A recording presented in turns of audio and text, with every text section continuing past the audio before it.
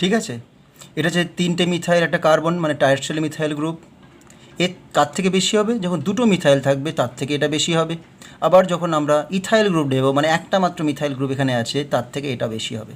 মানে এটা বেশি এটার থেকে, এটা বেশি এটার থেকে। এবার যত মিথাইল বাড়ছে তত দেখবে প্লাস আই এফেক্ট বাড়বে, তত বেশি ইলেকট্রন ছাড়তে থাকবে। ঠিক আছে। আচ্ছা, আর একটা কারণ কি, ধরো এবার মাইনাস আই কাকে বলবো? ধরো যদি এমন দেখি যে এই এক্স এলিমেন্টটার জন্য বা এই এক্স গ্রুপটার জন্য এই বন্ডের ইলেকট্রনগুলো ডান দিকে সরে যাচ্ছে, মানে এক্সের দিকে সরে যাচ্ছে, তাতে কি হবে? এই যে কার্বনের অংশটা, এই যে চেনটা কিন্তু ইলেকট্রন ডেফিসিয়েন্ট হয়ে পড়ছে, মানে এর মধ্যে একটা ইলেকট্রনের ঘাটতি দেখা দিচ্ছে। ওকে, তাহলে এই যে এফেক্টটাকে বা এই ঘটনাকে কি বলবো? মাইনাস আই এফেক্ট বলবো। আর যেই গ্রুপের জন্য এটা ঘটছে পুরো ঘটনাটা, একে বলবো কি? Minus I group. কারা কারা মাইনাস আই গ্রুপ? তার মানে মাইনাস আই গ্রুপ হতে হলে কী হতে হবে? সেটা একটু বেশি ইলেকট্রন নেগেটিভ হতে হবে, যাতে ইলেকট্রনটা টেনে নিতে পারে। আমরা কি দেখি? জেনারেলি দেখতে পাই নাইট্রো মাইনাস আই দেখায়। ঠিক আছে, আর কি দেখাতে পারে? যদি এলিমেন্ট বলতে চাই, ফ্লুরিন দেখায়, ক্লোরিন দেখায়। ঠিক আছে, অক্সিজেনও দেখাতে পারে। ঠিক আছে, তাহলে এই হচ্ছে আমাদের প্লাস আই গ্রুপ আর মাইনাস আই গ্রুপ। বুঝতে পারলে? এবার আরেকটা কথা আমি বলে রাখি, যদি আমরা এটা মোটামুটি কম্পারেটিভ স্টাডি, যদিও এই দেখো এই ডিসপ্লেসমেন্টটা কিন্তু একটা রিলেটিভ স্টাডি। ঠিক আছে, এবং এর ক্ষেত্রেও আমাদের একটা ফিক্সড রেফারেন্স নিতে হয়, যেমন আমরা ইলেকট্রোনেগেটিভিটিতে নিয়েছিলাম হাইড্রোজেনকে। ঠিক আছে, আর এর ক্ষেত্রেও আমরা হাইড্রোজেনকেই নেব। ওকে, প্লাস আই বা মাইনাস আই যে এই এফেক্টগুলো দেখাচ্ছে, মানে জেনারেলি দেখতে পাই যারা যে সমস্ত গ্রুপগুলো হাইড্রোজেনের থেকে বেশি ইলেকট্রন টানতে পারে নিজের দিকে, তাকে বলবো মাইনাস আই গ্রুপ। আর যারা হাইড্রোজেনের থেকে বেশি ইলেকট্রন ঠেলতে পারে তাকে বলবো প্লাস আই গ্রুপ। তার মানে হাইড্রোজেনটা মাঝখানে থাকছে, রেফারেন্স ফিক্সড, তার বাঁ দিক আর ডান দিক। ঠিক আছে, আচ্ছা এরপরে চলে আসি আমরা কি করব? এবারে আমরা কি বলবো? ফিচার্স, মানে বৈশিষ্ট্য কী কী থাকবে ইন্ডাকটিভ এফেক্ট হতে হলে, কী কী আমরা এর মধ্যে বৈশিষ্ট্য বা ফিচার্স দেখতে পাই। ওকে, বৈশিষ্ট্য কী কী আছে? সাধারণত আমরা দেখি যে এই যে ইন্ডাকটিভ এফেক্টটা ঘটছে, এটা কিন্তু সিগমা বন্ডের থ্রু দিয়ে যাচ্ছে। সিগমা বন্ড কিন্তু আমি আবার বলে দিলাম, যখন আমাদের মধ্যে এই দেখো কার্বন কার্বন সিঙ্গেল বন্ড থাকলে একটা সিগমা, যদি কার্বন কার্বন ডাবল বন্ড থাকে তাহলে একটা সিগমা একটা পাই, মানে সিগমা কিন্তু সব জায়গায় থাকবে, একা ও থাকবেই, ও একটা থাকবে, একের বেশি থাকতে পারে না। আবার যখন 3টে বন্ড থাকে সেখানে একটা সিগমা বাকি 2টো পাই। বুঝতে পারলে? তাহলে কিন্তু ইন্ডাকটিভ এফেক্ট যেটা আমরা দেখতে পেলাম পুরোটাই শুধু সিগমা বন্ডের থ্রু অ্যাপ্লাই করে, অপারেটস থ্রু সিগমা বন্ড, মানে সিগমা বন্ডের থ্রু দিয়েই যাবে, পাইটাইকে ও নিয়ে বেশি মাথা ঘামায় না। ঠিক আছে, 2 নম্বর কী হতে পারে? 2 নম্বর হচ্ছে এই যে ইন্ডাকটিভ এফেক্টটা কিন্তু মানে একমুখী, মানে একে বলবো আমরা মানে পার্মানেন্ট, ইরিভার্সিবল। মানে কখনোই এমন হবে না যে কোনো একটা গ্রুপ দিলাম, যে এই ধরো আমি নাইট্রো গ্রুপ দিলাম, সেই গ্রুপটা কখনো কখনো ইলেকট্রন টানছে, কখনো কখনো দিয়ে দিচ্ছে, সেটা কিন্তু আমরা সচরাচর দেখি না। ফলে ওটা একমুখী একটা মানে ইরিভার্সিবল এফেক্ট।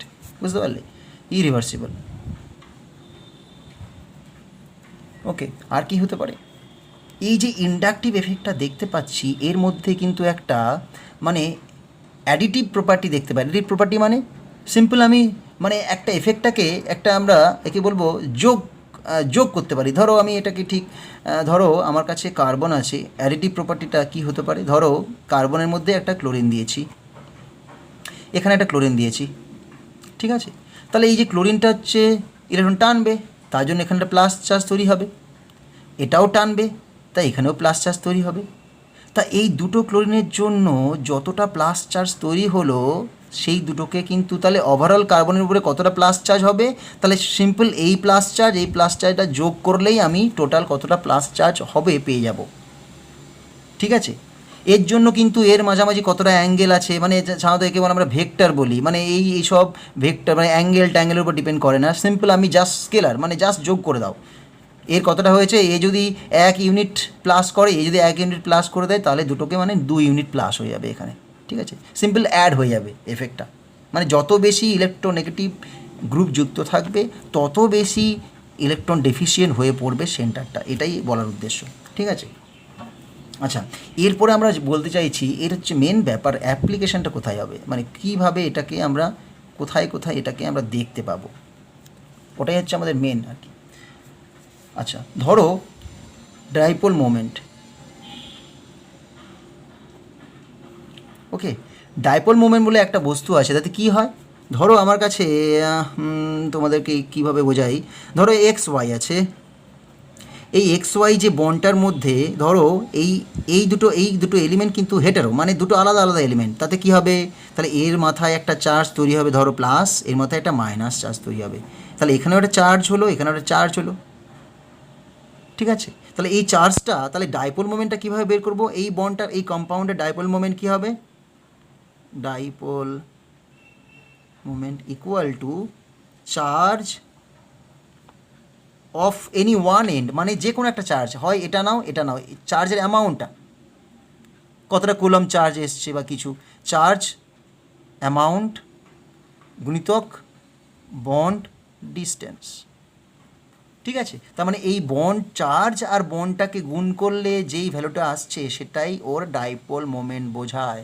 এর প্রচুর আমাদের অ্যাপ্লিকেশন আছে, অনেক মলিকুলার ডিরেকশন করতে কাজে লাগে, তার মলিকুলার স্ট্রাকচার বের করতে কাজে লাগে, ডাইপোল মোমেন্ট বলে।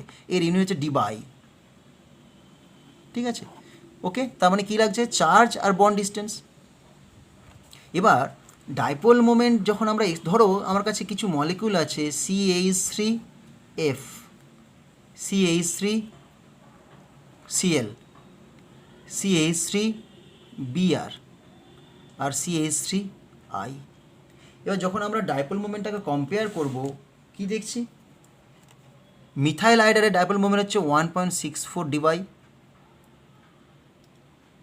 মিথাইল ব্রোমাইডের কত হচ্ছে 1.81 ডিবাই, ক্লোরাইডের কত হচ্ছে 1.87 ডিবাই। ঠিক আছে, আর ফ্লুরাইডের হচ্ছে 1.85 ডিবাই। এবার এই ঘটনাটাকে আমরা যে এক্সপ্লেন করব, কিভাবে করব,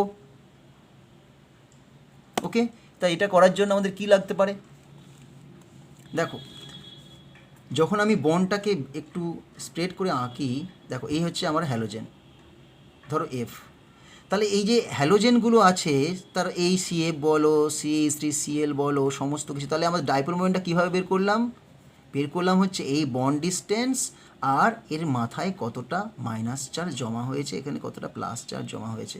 তোমরা জানো কিন্তু যদি ইলেকট্রোনেগেটিভিটি আমরা দেখতে চাই, মানে কে বেশি ইলেকট্রোনেগেটিভ, কে বেশি ইলেকট্রন টানবে, সেটার অর্ডার কি FCl Br আয়োডিন।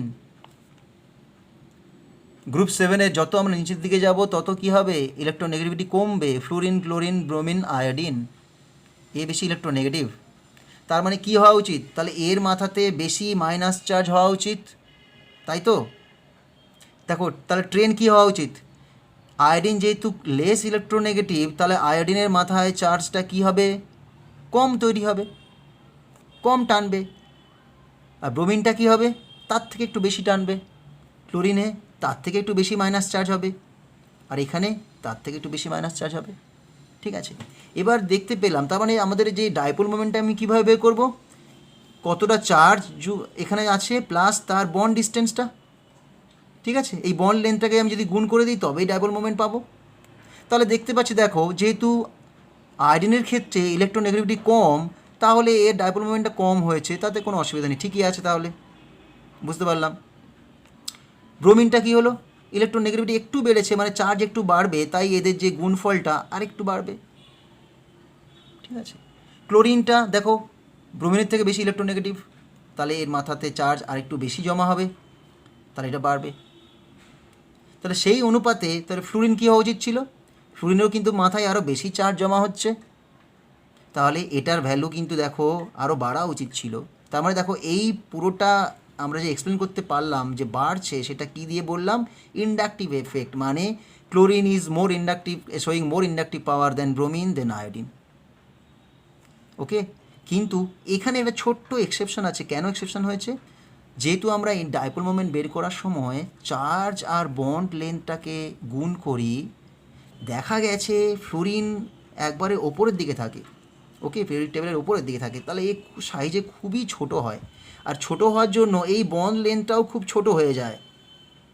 সেই কারণে চার্জটা যদিও বেশি এখানে আসছে, কিন্তু বন্ড লেন্থটা ছোট হওয়ার জন্য এই বন্ড লেন্থ আর চার্জের যে গুণফলটা একটু কমে যায়। দেখো খুব কমেনি, যদিও একটু কমে গেছে, 1.85 আর এটা 1.87। ঠিক আছে, তাহলে আমরা ইজিলি এই যে কম্পাউন্ডগুলোর ডাইপোল মোমেন্টটা ইন্ডাকটিভ এফেক্ট দিয়ে বলতে পারি যে কে বেশি ইলেকট্রনটা টানছে। ওকে, আর কি হতে পারে? নাম্বার 1 ডাইপোল মোমেন্ট, নাম্বার 2 হতে পারে অ্যাসিডিটি। ঠিক আছে, কে বেশি অ্যাসিডিক কী করে জানবো? আচ্ছা, অ্যাসিডিক আর অ্যাসিডিটি আর বেসিসিটি কিন্তু বোঝানোর জন্য একটা কনসেপ্ট আমি ধরো আমার কাছে একটা অ্যাসিড আছে, ধরো এটা হচ্ছে একটা অ্যাসিড, ধরো COOH ফর্মিক অ্যাসিড, এটা হচ্ছে অ্যাসিডিক অ্যাসিড। বুঝতে পারলে? তা অ্যাসিডিক অ্যাসিড আর ফর্মিক অ্যাসিডের মধ্যে কে বেশি অ্যাসিডিক, এটা আমরা কি করে বোঝাবো কে বেশি অ্যাসিডিক? তাহলে অ্যাসিডিক মানে কি বলবো? অ্যাসিড মানে আমরা জানি যে সহজেই H+ ছাড়তে পারে, তার মানে যদি H+ ছাড়ে আর H+ ছাড়ে, তাহলে কি পাচ্ছি? তাহলে এখানে পাচ্ছি CH3 COO-, আর এখানে পাচ্ছি COO-। ঠিক আছে, আমাদের এক অ্যাসিড বেসের একটা কনসেপ্ট আছে, যদি এটাকে আমি বলি অ্যাসিড, তাহলে H+ ছাড়ার পর যেটা তৈরি হচ্ছে তাকে বলবো কনজুগেট বেস। ওকে, যদি এটাকে বলি অ্যাসিড, তাহলে এটা হয়ে গেল তার করসপন্ডিং কনজুগেট বেস। আর দেখো অ্যাসিড বেসটাকে আমরা এক্সপ্লেন কী করে করি? অনেকগুলো কনসেপ্ট আছে, কিন্তু আর্নিয়াস কনসেপ্ট আছে, ব্রনস্টেড-লাউরি আছে, তারপরে আছে লিউইস কনসেপ্ট আছে। ঠিক আছে, তা ব্রনস্টেড-লাউরি কি বলেছিল? যদি কোনো কম্পাউন্ড H+ ছাড়তে পারে তাকে বলবো অ্যাসিড, আর যদি কেউ H+ নিতে পারে তাকে বলবো বেস। সেই সূত্রে দেখো এই কম্পাউন্ডটা কিন্তু H+ ছাড়লো, তার মানে এটা কি হলো? অ্যাসিড। আবার দেখো যদি আমি রিভার্স রিয়াকশান দেখতে চাই, মানে বিপরীতমুখীটা, তখন কি হচ্ছে? এই কম্পাউন্ডটা H+টাকে নিয়ে আবার এখানে চলে আসছে, তার মানে এটা নিশ্চয়ই বেস। বেস কী করে? H+ নেয়। ঠিক আছে, তাহলে এটা যদি অ্যাসিড হয় তার করেসপন্ডিং বেসটাকে তাই আমরা বলি কনজুগেট বেস। তেমনি এটা যদি অ্যাসিড হয় এটাকে কি বলবো? Conjugate base. ঠিক আছে, তার মানে যদি অ্যাসিড একটা হয়, অ্যাসিড থাকে, সে H+ ছেড়ে দিয়ে হচ্ছে কি? কনজুগেট বেস হচ্ছে। ঠিক উল্টো হবে, যদি কোনো বেস থাকে সেই বেসটা H+ নিয়ে কি হবে? কনজুগেট অ্যাসিডে কনভার্ট হবে। খুব সহজ একটা কনসেপ্ট। ঠিক আছে, আচ্ছা এই দুটো আছে। এবার দেখো এই যে কম্পাউন্ডটা যখন H+ ছাড়লো, এ কী তৈরি করলো? কনজুগেট বেস তৈরি করলো। তাহলে ধরো এই যে অ্যাসিডটা কখন এইদিকে আসবে? ধরো এখানে একটা কম্পাউন্ড আছে, এখানে একটা কম্পাউন্ড আছে, এই কম্পাউন্ডটা কখন বেশি স্টেবল হবে? ওকে, কখন এই দিকে রিয়াকশানটা চলবে বলো, যদি এই বেশি স্টেবল হয়? বুঝতে পারলে? ধরো আমি এখানে একটা ইকুইলিব্রিয়াম আছে, এই কম্পাউন্ডটা এদিকেও থাকতে পারে, এদিকেও থাকতে পারে, তাহলে কখন কম্পাউন্ডটা এদিকে আসবে? আর এদিকে আসা মানে কি? H+ তৈরি হবে। H+ তৈরি হওয়া মানে কি? অ্যাসিড। এদিকে আসবে কখন? যদি এই কম্পাউন্ডটা বেশি স্টেবল হয়। এটা স্টেবল হলেই এটা এদিকে আসবে, স্টেবল না হলেই চলে যাবে। বুঝতে পারলে? তেমনি ধরো সিমিলারলি এখানে বলতে পারি এই অ্যাসিডটা কখন ভেঙে -+ তৈরি হবে? যদি এই কম্পাউন্ডটা স্টেবিলিটি পায়, যদি এর স্থায়িত্ব পায় তবেই ভাঙবে। তার মানে এবার আমি এটা এক্সপ্লেন করতে চাইছি যে এটা আর এটার মধ্যে কে বেশি স্টেবল। বুঝতে পারলে? এবার দেখো এই কম্পাউন্ডটার মধ্যে কি আছে? এখানে মাইনাস চার্জ আছে, কার্বক্সিলের গ্রুপে মাইনাস চার্জ আছে, মাইনাস চার্জ। আর এখানে কি আছে? H আছে। ঠিক আছে, কিন্তু এখানে মাইনাস চার্জ। ধরো তোমার মাথার উপরে আমি একটা 10 কেজির বস্তা দিয়ে দিলাম। ঠিক আছে, তুমি নড়বড় করছো, তা তোমার মাথায় আমি আবার 10 কেজি চাপিয়ে দিলাম, তাতে কি তোমার পরিস্থিতি কি ইমপ্রুভ হবে না ইমপ্রুভ হবে না? নিশ্চয়ই হবে না, আরও কষ্ট পাবে।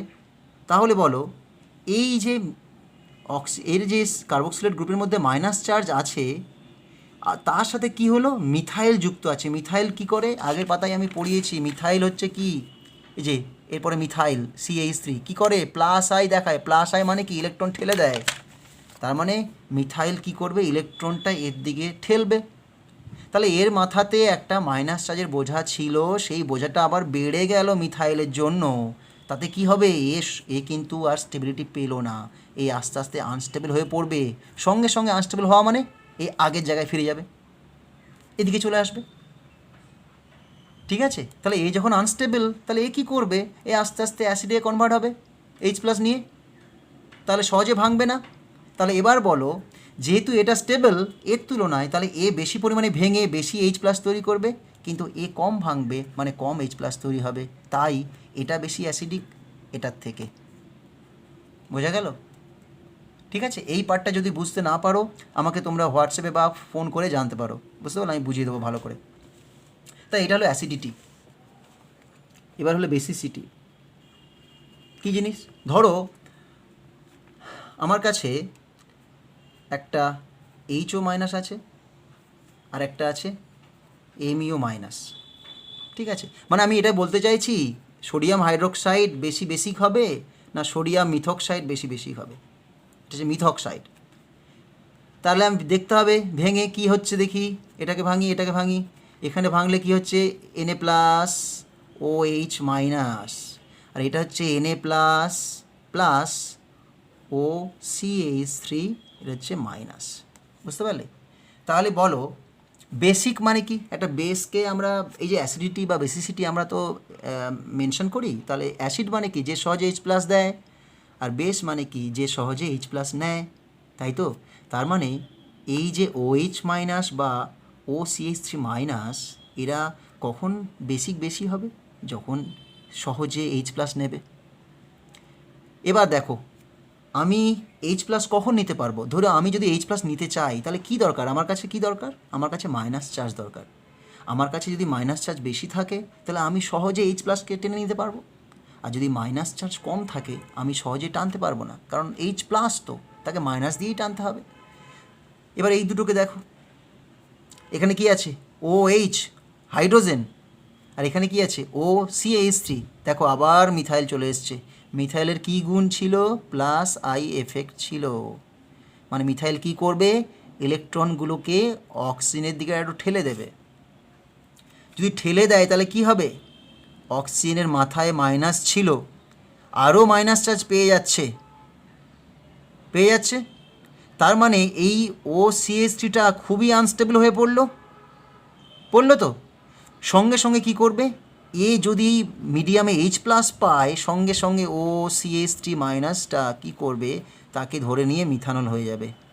তার মানে এটা কিন্তু বেশি বেসিক। কেন, দেখো এটার সাথে এটাই পার্থক্য। এটা কি করবে, মাইনাস চার্জ থাকার জন্য কি করবে, দেখো Na+ তো খুব আয়নিক, সে তো ভেঙে যাবেই, জলে দিলেই ভেঙে যাবে, Na+ এর দায়িত্ব নেবে না। OCH3- যে এতটা মাইনাস চার্জ নিয়ে বসে আছে, Na+ কিন্তু সেই সুরাহা করবে না, ও জলে দেওয়া মানেই ও যেহেতু স্টেবল ও বেরিয়ে চলে আসবে। তাহলে এ কী করবে, এ তো আনস্টেবল হয়ে গেল, কারণ এখান থেকে ইলেকট্রন চলে আসছে। সঙ্গে সঙ্গে কী করবে, ওই মিডিয়াম থেকে একটা H+ নিয়ে মিথানল হয়ে যাবে। ঠিক আছে, কিন্তু এর তো সেরকম কোনো প্লাস এফেক্ট নেই, তাহলে এ নর্মালি থাকবে, যা যা এর গুণ করবে। তাহলে যদি কম্পেয়ার করে এই দুটোর মধ্যে, এটা কিন্তু অনেক বেশি বেসিক হবে। বুঝতে পারলে? তার মানে এটাও কিন্তু আমরা কি করলাম, +I বা -I দিয়ে এটাকে এক্সপ্লেন করতে পারছি। এইভাবেই আমরা আরও এক্সপ্লেন করতে পারি। এটা বেসিসিটি, পরীক্ষায় অনেক সময় কোশ্চেন দেয়, ধরো অ্যাসিডিটির কম্পেয়ার অ্যাসিডিটি বললো, ধরো CH3 COOH, তারপরে বললো Cl CH2 COOH, একটা Cl অ্যাড করেছি, আর হচ্ছে কি বললাম Cl2 CH COOH। এদের যদি আমরা অ্যাসিডিটি কম্পেয়ার করি কি হবে, যেহেতু এখানে দেখো দুটো ক্লোরিন আছে, ক্লোরিন কি দেখায়, -I এফেক্ট দেখায়, তাই কি করবে ক্লোরিন, এই গ্রুপটাকে আরও বেশি ভাঙতে সাহায্য করবে, এখান থেকে ইলেকট্রন নিয়ে নেবে, ফলে সহজে এটা H+ ছাড়বে। তাই এটা হচ্ছে এদের অ্যাসিডিটি অর্ডার।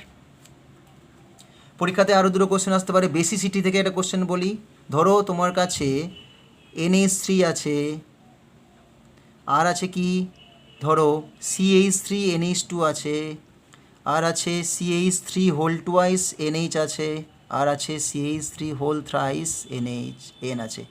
এটাকে বলে 3 ডিগ্রি অ্যামিন ট্রাইমিথাইল অ্যামিন, এটাকে বলে 2 ডিগ্রি ডাইমিথাইল অ্যামিন, এটাকে বলে মিথাইল অ্যামিন 1 ডিগ্রি, আর এটা হচ্ছে অ্যামোনিয়া। এদের যদি আমরা বেসিসিটি কম্পেয়ার করতে চাই, কে বেশি হবে বেসিক, কে কম হবে, ঠিক আছে, এদের যদি বেসিসিটি কম্পেয়ার করি তাহলে এর ক্ষেত্রে আমাদের কি দেখতে হবে, বেস মানে কি, যে সহজে ইলেকট্রন দিতে পারে। এটা মনে রাখবে, বেসিসিটি কখন বেশি দেখাবে, যে সহজে ইলেকট্রনটা ডোনেট করতে পারবে সে বেশি বেসিক হবে। হয়েছে? তাহলে এই ক্ষেত্রে কিন্তু আমাদের দুটো কন্ডিশন লাগবে, কারণ একটা দেখি যে এই যে গ্রুপগুলো এরা, যদি আমি একটাকে করি কি গ্যাসিয়াস ফেজ আর গ্যাস ফেজ, এদের যে বেসিসিটিটাকে আমি গ্যাসিয়াস মিডিয়ামে মাপবো, মাপাই যায়, দুটোকে সবগুলোকে ভেপারাইজ করে দিলাম, দিয়ে মাপতে থাকলাম, তখন কি দেখব, সেক্ষেত্রে কিন্তু গ্যাসিয়াস ফেজে সাধারণত কী বলেছিলাম, যে গ্যাসিয়াস ফেজে সাধারণত কী হয়, সমস্ত মলিকিউলগুলো ভেপোরাইজ করে গিয়ে না ওদের মধ্যে একটা ডিস্টেন্স তৈরি হয়ে যায়, তাই ওই মিডিয়ামে আর অন্য কোনো ফোর্স কাজ করে না, ওরা ঠিক আছে, ওরা শুধু মলিকিউল হিসেবে ঘুরে বেড়াচ্ছে। সেক্ষেত্রে তাদের বেসিসিটি কীভাবে মাপবো, কোন মলিকিউলটা সহজে ইলেকট্রন দিতে পারবে, তাহলে আমি কি দেখব, যার কাছে বেশি ইলেকট্রন আছে সেই সহজে দিতে পারবে। আমি বলেছিলাম বেসিসিটি মানে কি, okay how easily it can donate electron, কত সহজে ইলেকট্রনটা ও দিতে পারবে, সেই বেশি বেশি হবে। এবার মনে করে দেখো, এই যে নাইট্রোজেনের সাথে 3 ডিগ্রি অ্যামিন, এখানে কটা মিথাইল আছে, মিথাইল কিন্তু আমি বলে দিয়েছি প্লাস আই এফেক্ট দেখায়, মনে থাকবে প্লাস আই ইলেকট্রন ছাড়ে, এখানে 3টে মিথাইল আছে, তার মানে এই 3 জনে মিলে ইলেকট্রন ছাড়বে, তাহলে এর মাথায় প্রচুর ইলেকট্রন রিচ হবে, ইলেকট্রন রিচ, বুঝতে পারলে, এর মাথাতে প্রচুর ইলেকট্রন জমা হবে 3টের জন্য, এখানে কটা আছে, 2টো আছে, এর থেকে কম হবে, এখানে একটা আছে, তার থেকে কম ইলেকট্রন আসবে, আর এখানে তো কোনো মিথাইল নেই। তাহলে যদি আমি ইলেকট্রন ডেন্সিটি হিসাবে বিচার করি, তাহলে এটা বেশি হবে রিচ, তারপরে এটা, তারপরে এটা, আর যেহেতু ইলেকট্রন রিচ এটা, সেটা সহজে ইলেকট্রন দিতে পারবে, তাই এটা বেশি বেসিক।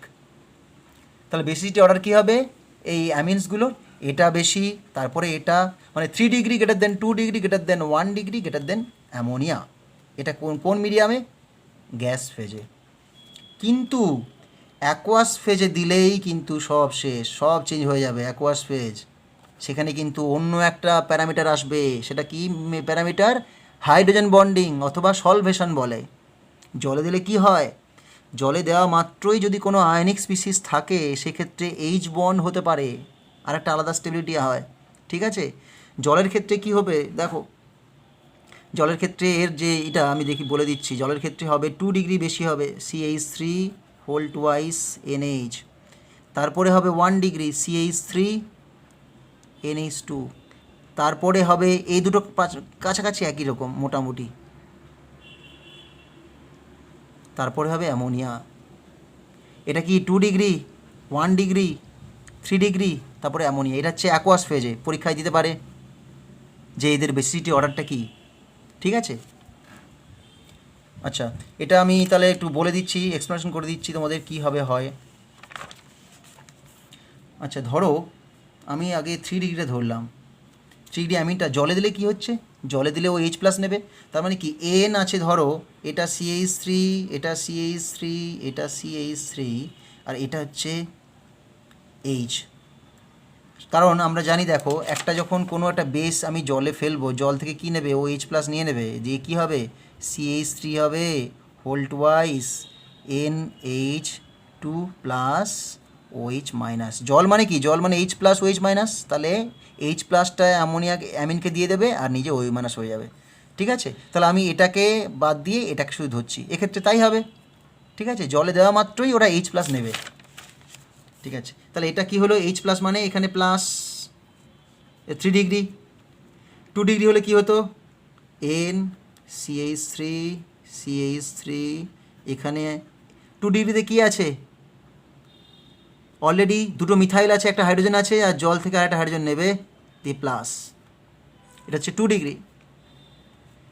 1 ডিগ্রি হলে কি হতো CH3 NH, অলরেডি দুটো হাইড্রোজেন ছিল, একটা হাইড্রোজেন আসবে H+। তাহলে বলো যদি দেখি আমি যে প্লাস, এবার দেখো প্লাস আই এফেক্ট, যদি প্লাস আই এফেক্ট ধরি, ওকে, প্লাস আই এফেক্ট ধরলে কি আসছে দেখো তো, প্লাস আই এফেক্ট ধরলে কি ট্রেন্ড, 3 ডিগ্রিটা সব থেকে বেশি হওয়া উচিত, তারপরে 2 ডিগ্রি, তারপরে 1 ডিগ্রি, তাই তো।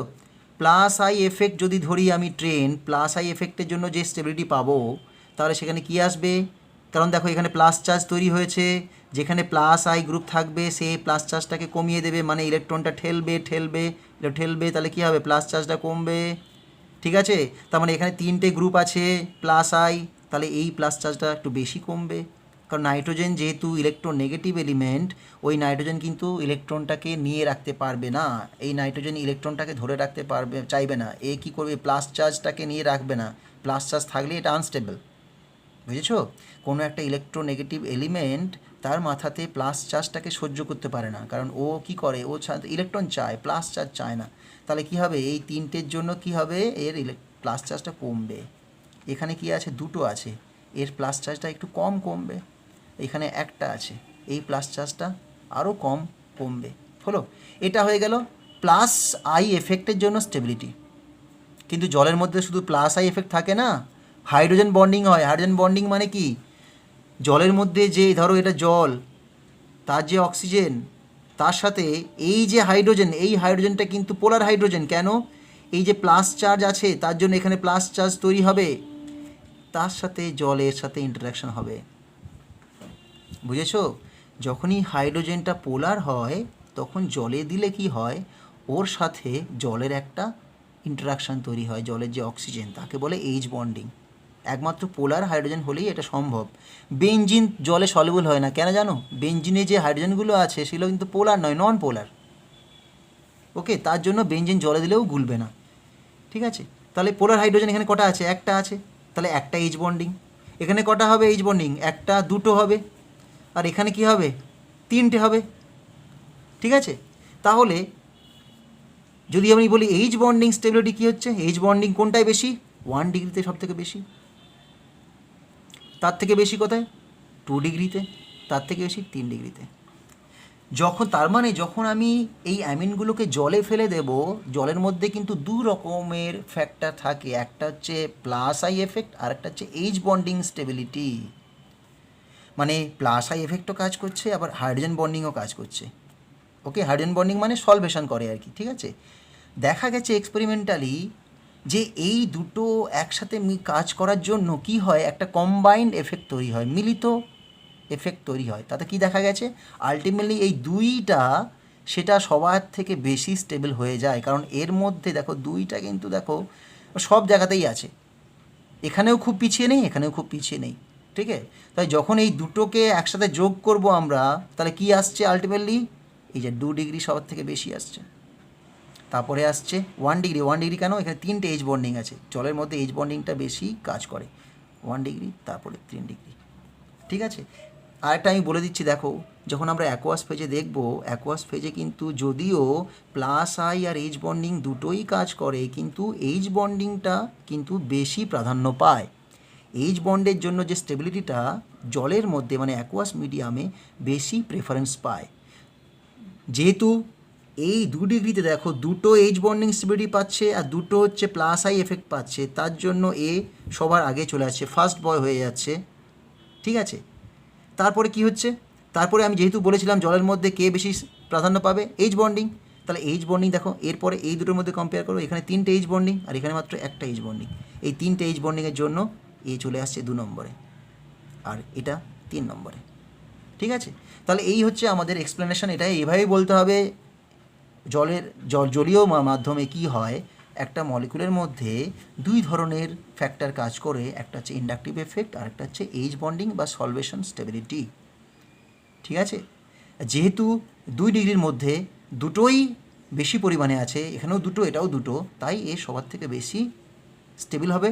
আর এটা বেশি স্টেবল হওয়া মানে কি, এটা কি এইচ প্লাস নিয়ে নিয়েছে, এ স্টেবল মানে কি, এর করসপন্ডিং অ্যামিনটা হবে মোর বেসিক।